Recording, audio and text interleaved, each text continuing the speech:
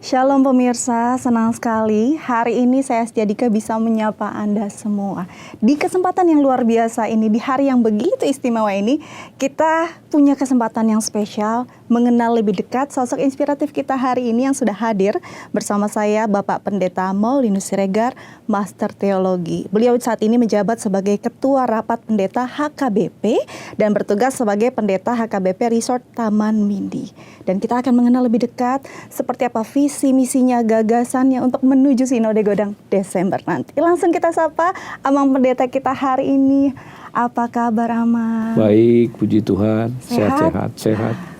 Ini nih luar biasa hari ini saya bisa bertemu Amang, bisa berbincang, dan kalau dari data yang saya dapat, tahun 2024 ini genap 30 tahun pentah bisa nih. Betul Amang ya. di AKBP. Ya, ini bukan sekali. waktu yang sebentar loh. Ya, waktu yang cukup panjang ya. Panjang sekali. Penyertaan Tuhan. Apa sih prinsip yang membuat Amang tuh teguh untuk melayani jemaat HKBP? Saya sejak awal yang dibesarkan dalam lingkungan gereja, karena orang tua saya sebagai pendeta, saya mendapatkan internalisasi nilai yang begitu kuat sebagai pribadi yang harus tetap tangguh menghadapi apapun, sebagai tanda anak Tuhan yang telah dirahmati dengan segala kekuatan, segala harapan, dan sukacita dalam kehidupan. Sehingga menjalani apapun, kita harus tetap teguh dan percaya bahwa Tuhan akan senantiasa menolong kita di setiap pergumulan dan perjalanan hidup kita. Dan keteguhan ini tidak akan bisa berjalan terus-menerus dengan mungkin ada badai, tantangan, kalau tidak dengan prinsip dan pondasi yang kuat. Betul sekali ya. Artinya itu pondasi yang kuat yang membekali dan menguatkan saya untuk menjalani kehidupan dengan segala macam ujian, pergumulan, bahkan cobaan sekalipun. Kita tetap kuat dalam Tuhan. Amang Pendeta sendiri lahir dari seorang anak pendeta. Betul ya. Dan ini juga membiasakan Amang untuk tumbuh menjadi pribadi yang penuh disiplin dan juga humanisme yang begitu besar. Boleh dijelaskan nggak Amang, seperti apa sih?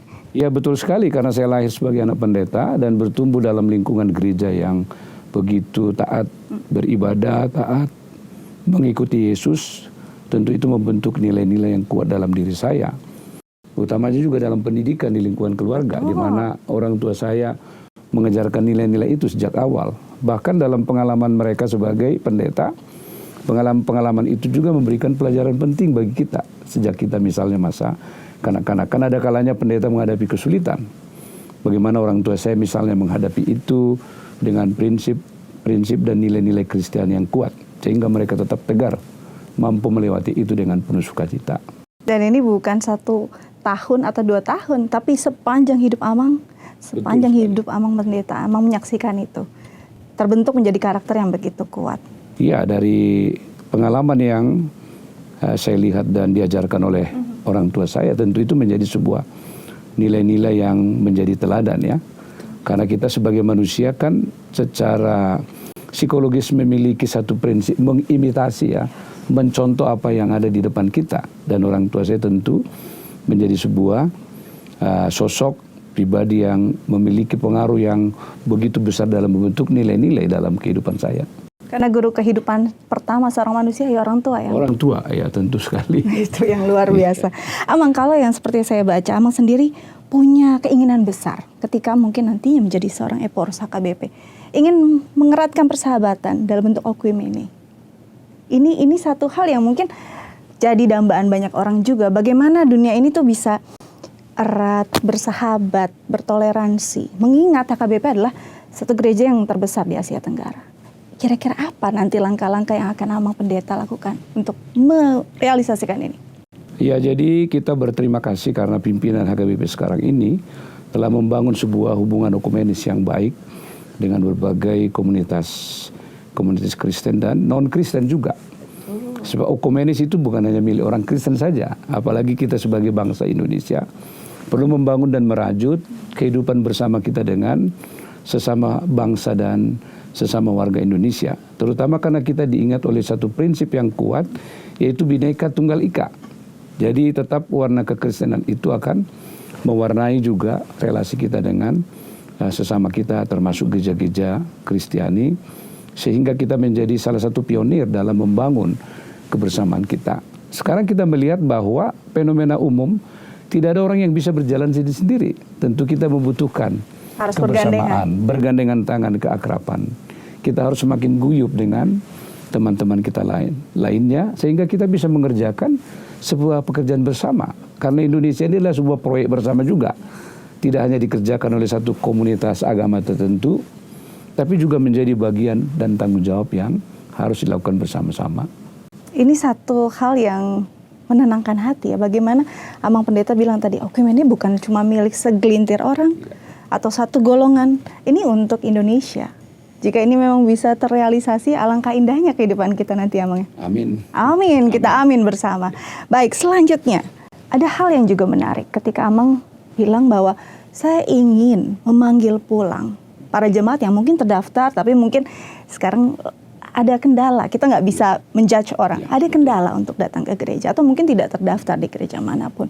Ini menarik, apalagi banyak juga milenial, Gen Z. Ini kita harus bertemu juga dengan mereka yang memang punya perkembangan zaman, digitalisasi juga tinggi. Apakah langkah-langkah yang akan Amang lakukan untuk memanggil mereka pulang ke rumah rohaninya? Ya, paling tidak bagian yang penting yang harus kita persiapkan adalah HKBP harus membuka diri ya. Tidak boleh lagi terlalu tertutup. Pandangan-pandangan kita selama ini yang mungkin sulit untuk dimengerti, generasi-generasi baru, tentu kita harus beradaptasi dengan perubahan yang ada di tengah-tengah kita. Salah satu misalnya dengan generasi Gen Z ya, atau generasi XY misalnya, ya tentu gereja tidak boleh lagi hanya memakai pola yang lama. Kita perlu juga didukung oleh teknologi yang semakin maju untuk memanggil mereka, memberikan sebuah kegiatan-kegiatan dan program yang boleh memberikan minat yang begitu tinggi bagi generasi-generasi baru ya.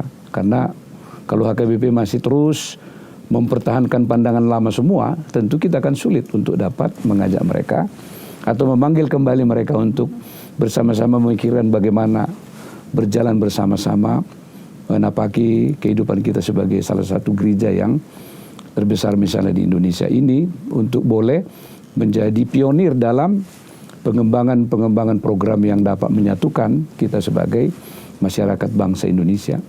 Dan kalau kita lihat memang ini hal yang mungkin ditunggu selama ini oleh anak muda juga ya, Amang ya. Betul sekali. Bagaimana kita tidak akan pernah menghilangkan tradisi ataupun yang khas dari AKBP. Karena itu sudah warisan leluhur. Tapi lebih terbuka, menggugah hati anak muda, memanggil mereka pulang ke rumah rohani, itu yang kita harapkan sama-sama, ya, kita aminkan sama-sama. Baik, selain itu ada hal yang juga sebenarnya sudah dijalankan.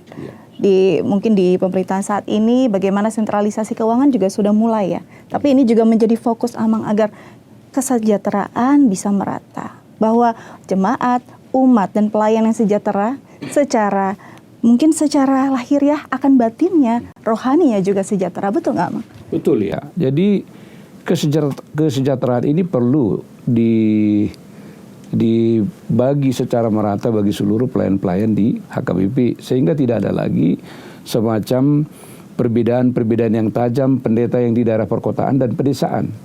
Misalnya pendeta di pedesaan juga sekarang menerima kesejahteraan yang sama dengan pendeta-pendeta di perkotaan. Tentu ini akan memberikan sebuah atmosfer yang baru, memberikan semacam rasa percaya diri yang semakin meningkat bagi para pelayan-pelayan, baik yang di pedesaan terutama yang di perkotaan.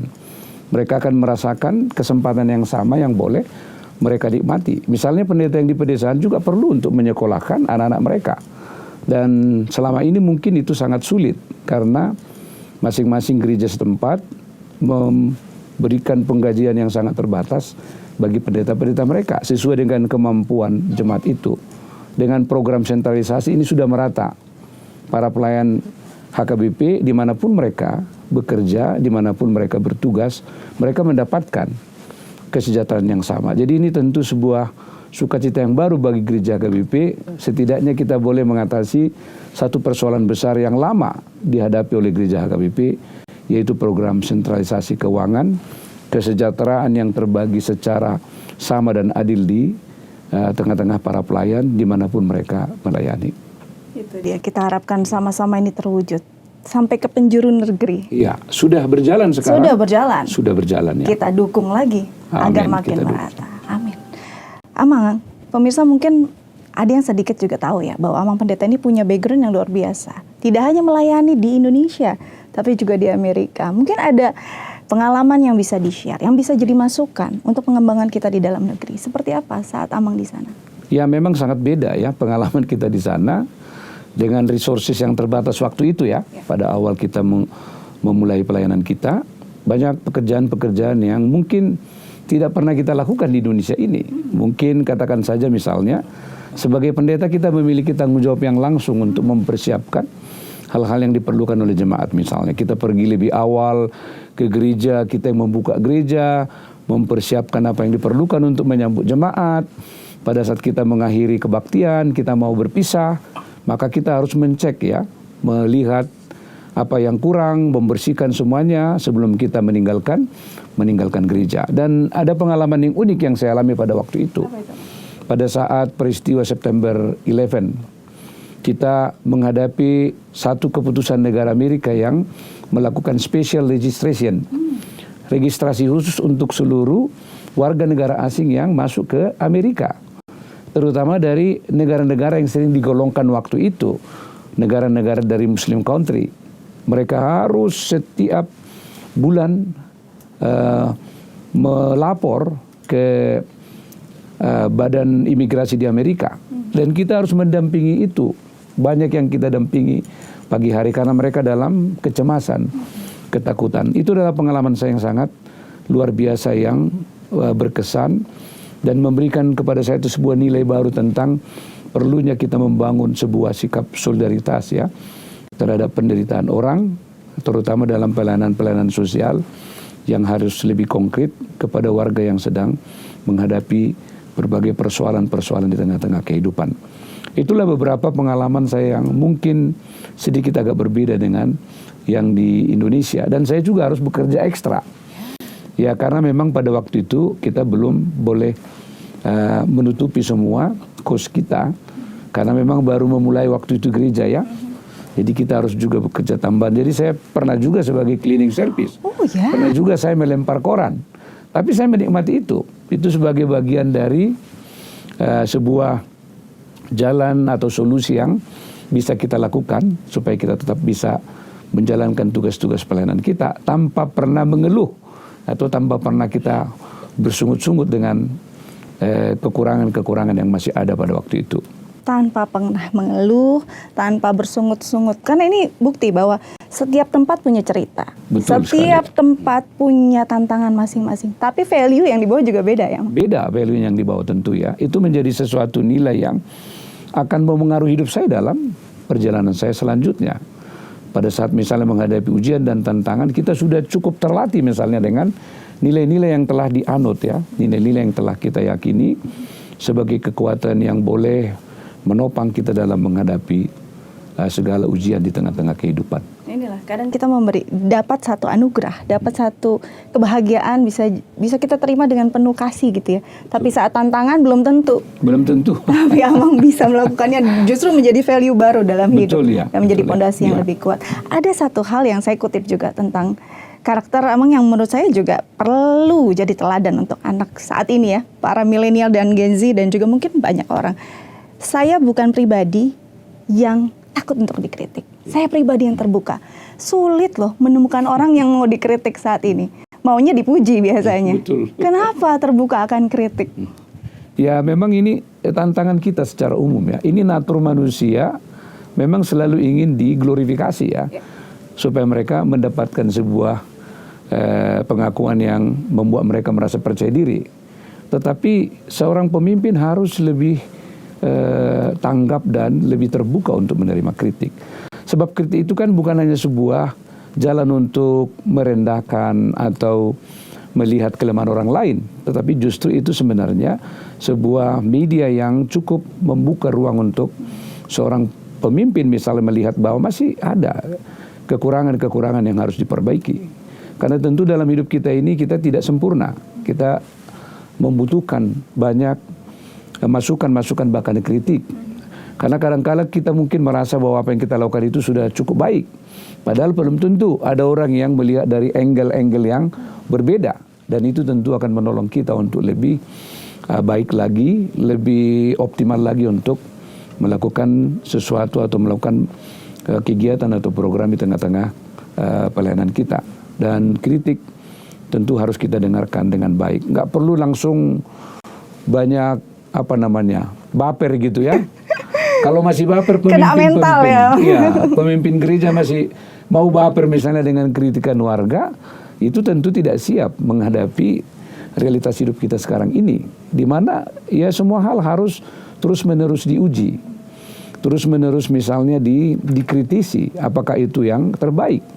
Nah, bahkan kalau kita misalnya dalam dunia bisnis yang umum, produk-produk sebuah misalnya korporasi tertentu kan selalu diuji kualitasnya. Bahkan hampir di semua lembaga sekarang ada lembaga yang dibentuk untuk menguji kualitas bisnis mereka itu misalnya. Apalagi gereja yang berurusan dengan surga itu ya harus lebih punya nilai yang berbeda lah ya daripada apa yang umum misalnya dalam ruang publik yang kita kenal. Ya, bayangkan memimpin jutaan jemaat dengan jutaan kepala, banyak pemikiran, banyak kritikan. Yang harus diubah cara pandangnya ya? Cara pandangnya satu saya pikir ya, harus diubah. Jadi harus lebih membuka diri ya. Bukan seperti pedang, kritik itu jadi tangga untuk kita terus naik ke atas. Iya. Apalagi untuk ke atas ya. Ini jutaan umat pastinya. Dalam nanti Sinode Godang 2024 Desember nanti, mungkin pro dan kontra. Ada dukungan, ada mungkin sebaliknya. Namun mencintai HKBP ini kan bukan permasalahan cuma apa yang disandang gitu ya. Iya, betul ya. Mencintainya sudah bukan baru setahun 2 tahun pemirsa, 30 tahun sudah mengakar. Mungkin ada pesan Amang untuk seluruh jemaat HKBP agar bisa mungkin nanti Sinode Godang bisa bukan menjadi satu jalan untuk kita malah berseteru, merenggang, tapi untuk kita makin erat walau berbeda pandangan, walau berbeda pilihan. Silakan Amang.